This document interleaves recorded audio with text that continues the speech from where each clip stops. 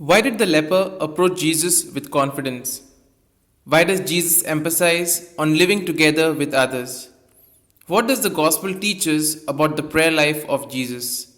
All these questions and more answered during today's episode of Daily Reflections.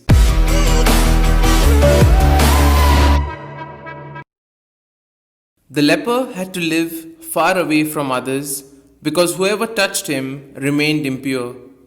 But that leper had great courage. He transgressed or broke the norms of religion so as to be able to get close to Jesus.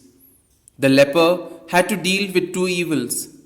First, the evil of leprosy, which renders him impure, and second, the evil of solitude, to which he was condemned by society and by religion. The gospel emphasizes that faith indeed heals. The gospel reveals the man's great faith in the power of Jesus, and Jesus, profoundly moved, heals him from both evils. In the first place, to cure the solitude, he touches the leper. It is as if to say, I accept you as a brother. And then he cures the leper, saying, I want it to be cured, be cured. The leper, in order to be able to enter in contact with Jesus, has transgressed the norms of the law. Jesus also, in order to be able to help that excluded man and to reveal to him a new face of God, transgresses the norms of his religion and touches the leper. At that time, whoever touched a leper became impure according to the religious authority and by the law of the time. The gospel also tells us about the importance of living with others. Jesus not only cures but also wants the cured person to be able to live with others. He once again inserts the person in society so that he can live together with others. At that time, for a leper to be accepted again in the community, he needed a certificate from a priest that he had been cured. It is the same even today. The sick person leaves the hospital having a document signed by the doctor of the section. Jesus obliges the person to go and to look for the document so that he can live normally with the others. He obliges the authority to recognize that the man has been cured. Jesus forbids the leper to speak about the healing. Why? Because Jesus had touched a leper.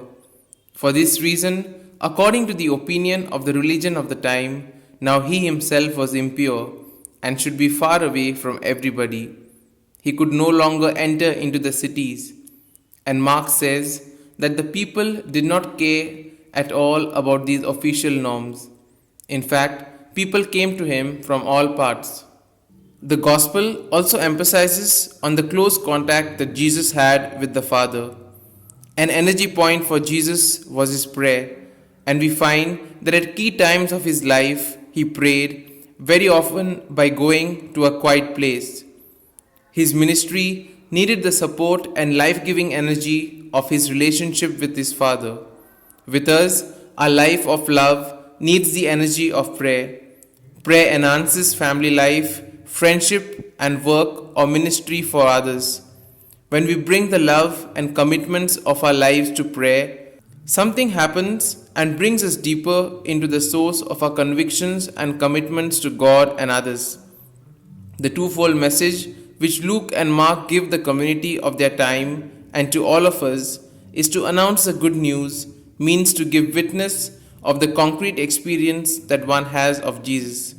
Secondly, in order to take the good news to people, one should be practical and keep in mind the common good. Here are some points for a personal reflection. Do you find any laws which render difficult or prevent the practice of love towards neighbor? In order to be cured, the leper had the courage to challenge the public opinion of his time. Are you willing to do the same? Are we willing to put into practice the teachings of Jesus? These points can be of great help to reflect on today's gospel. And if you like our reflection, do share the good news of our Lord. Have a good day, and may God bless you all. Amen.